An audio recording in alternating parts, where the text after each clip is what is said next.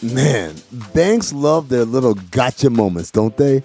Overdraft fee. You missed a payment? That's a fee. Processing fee for what exactly? Like for printing the receipt? Come on, man. Chime gets it. Every dollar counts. Set up direct deposit and suddenly there are no monthly fees, no maintenance fees. Payments can even arrive up to 2 days early. Folks, that's not banking. That's a head start. Learn more at chime.com/Dan. Things happen, right? Life happens. What are you going to do about it? Well, guess what? Chime offers free overdraft up to $200 on debit card purchases. Over $30 billion already spotted to members. And with 47,000 fee-free ATMs, more than the top 3 national banks combined, access is everywhere. Could have used this when I was younger. Work on your financial goals through Chime today. Open an account in 2 minutes at chime.com/Dan. That's chime.com/Dan. Chime. Feels like progress. Chime is a financial technology company, not a bank. Banking services and debit card provided by the Bancorp Bank N.A. or Stride Bank N.A. Members FDIC. Spot me eligibility requirements and overdraft limits apply. Timing depends on submission of payment file. Fees apply at out-of-network ATMs. Bank ranking and number of ATMs according to U.S. News and World Report 2023. Chime checking account required. This episode is brought to you by State Farm. Insurance may all seem the same on the surface, but having insurance isn't the same as having State Farm. It's like getting a speech from your third cousin's +1 at your wedding when you needed a speech from your best man. You wouldn't settle for just any speech, so don't settle for just any insurance. When it comes to getting the help you need, State Farm is the real deal. Like a good neighbor, State Farm is there.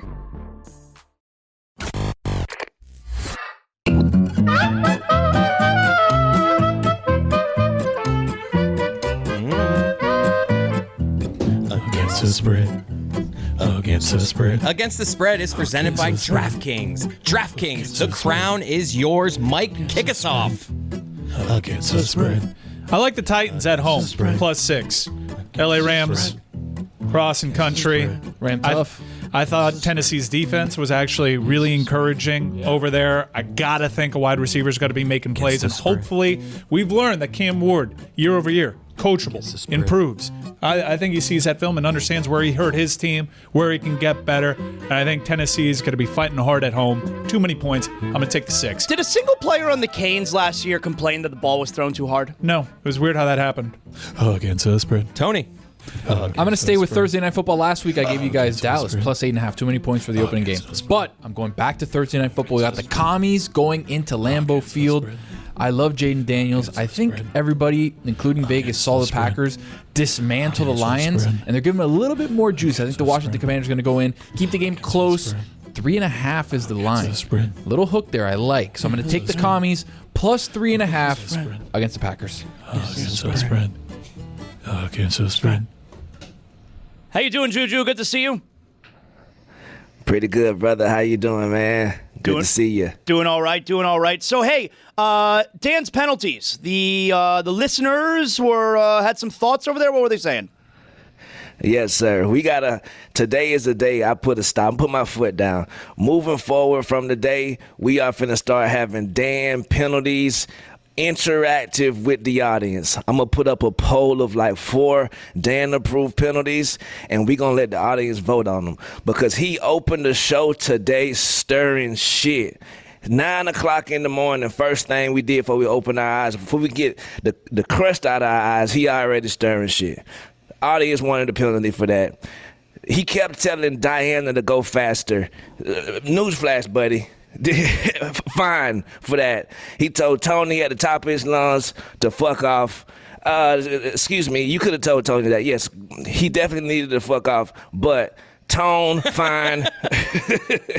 You feel me? He said we might need Josh Allen to get hurt. It's like, fine.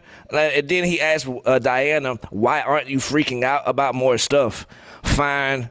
We got to get him under control. So moving forward, we're going to put up a poll for the audience to vote on what fine should Dan have to do today. Okay. All right. That sounds like something. JuJu, the New York Post said that, we've seen all these pics from the U.S. Open, the videos, the celebrities, they're all of a sudden they're huge tennis fans. New York Post said that the Uber situation at the U.S. Open has been a nightmare, huh? Yes, sir. Yes, sir. A nightmare. And I can only imagine. So it made me think, what are the worst places to catch an Uber from? So I made my top 5 places that you do not want to catch an Uber from, starting right now. OLI, the U.S. Open. I'm taking their word for it. I believe you guys. Number 5, Madison Square Garden. Really? Forget about it. Just take a literally. Cab. Just take a cab or walk or take the train. Yeah, the train. I use that strategy for almost every sporting event. I'm walking away. I'm walking. Yeah, I'm walking. You got deep to walk. and You got to far. at least walk like a handful, like walk half a mile and then call. That's it. right. That's what I mean. right. Yeah. Let me get out of this surge zone. Number 4, any Chris Brown concerts. Why's that? Hang it up. Too much going on. You're not going to find your Uber. Everyone else is calling the Uber at the same time. They don't have the same tactics. Chris Brown fans aren't as savvy as us older people. They call it as soon as he's finished, and nah, you don't want to get caught up in that. All right.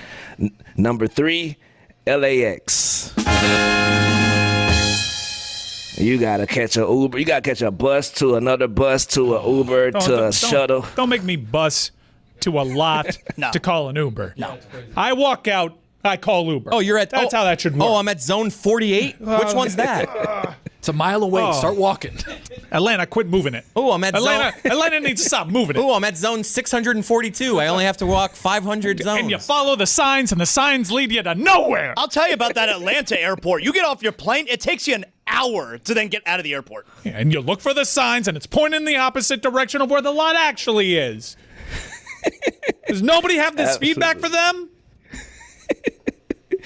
Number 2, any national championship. It doesn't matter. Yeah. Every time I'm trying to, like, that I didn't drive to a sporting event and I don't have a ride and I gotta get an Uber, I just look to whoever I'm with. I'm like, I guess we live here now.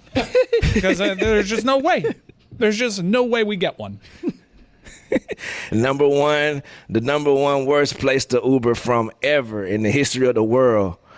The Hard Rock Stadium in Miami. Get that out of here.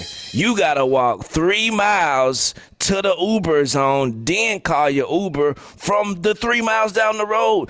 It's chaos. I've never had a good time leaving the Dolphins game. Nothing. I'm sure it'll Get it work on out it. for the World Cup next year. Yeah, JuJu, you call them and you're like, just meet me at the Walmart. Meet me at the Walmart. Meet me at the Sonic Oh. Beach. I like it. I got to get hip to that.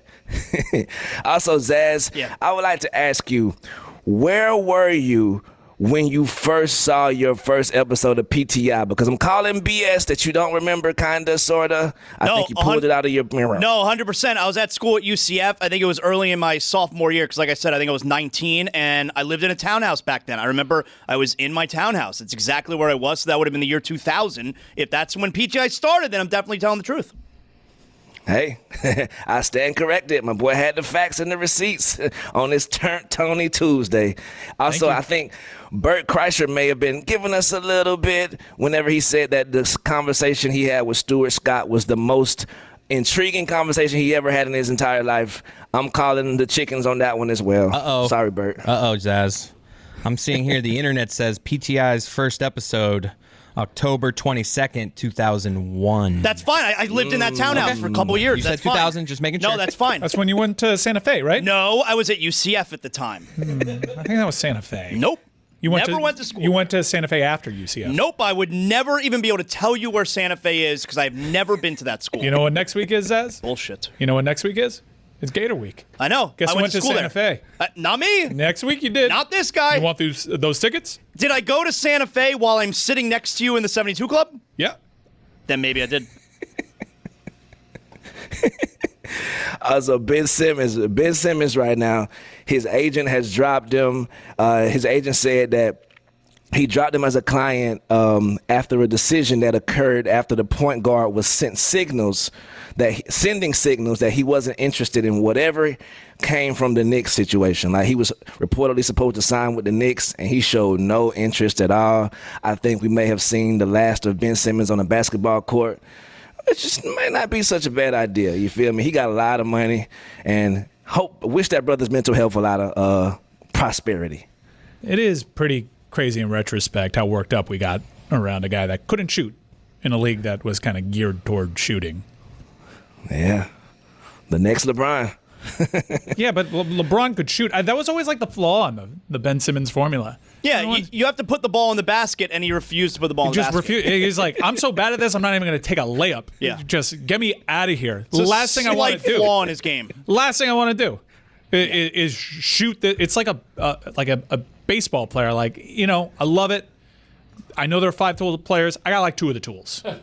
I can't. Yeah, and I just hate swinging. I don't even want to swing. Someone else swing for me, please. It is interesting that JuJu brought that up because I feel like we haven't yet seen this summer the annual Ben Simmons summer workout video. Of him draining threes, right? He hits 14 threes in a row, and it's like he's back. It's going to be like the John Wall retirement, where he announces it like 8 years after he stopped playing, and you're like, what? JuJu, you got some polls for us to update today? Yes, sir. When Tua got blindsided and didn't fumble, was that the play of the day for the Dolphins? 97% of the audience says yes, it was. Yep, easy. Does anyone think that biting is cool? 82% of the audience says no, they don't. I feel like 3-year-olds think it's cool. And Mike Tyson, if you drop a tarantula down Leo Messi's shorts, would he still be cool? 71% of the audience says yes, he would. No, liars. Who was better on Sunday, Daniel Jones or Aaron Rodgers? 56% of the audience says Daniel Jones. Those MVP tickets looking mighty nice about now, huh, JuJu? Oh, yeah. Danny Dimes. Do you love breakfast pizza? 53% of the audience says yes, they do. Yeah, sure. Why not? And the last poll, should Houston's center be named Houston Center? 94% of the audience says yes, he should, and those are your polls. Great job, JuJu. Thanks, man. Thank y'all, brothers.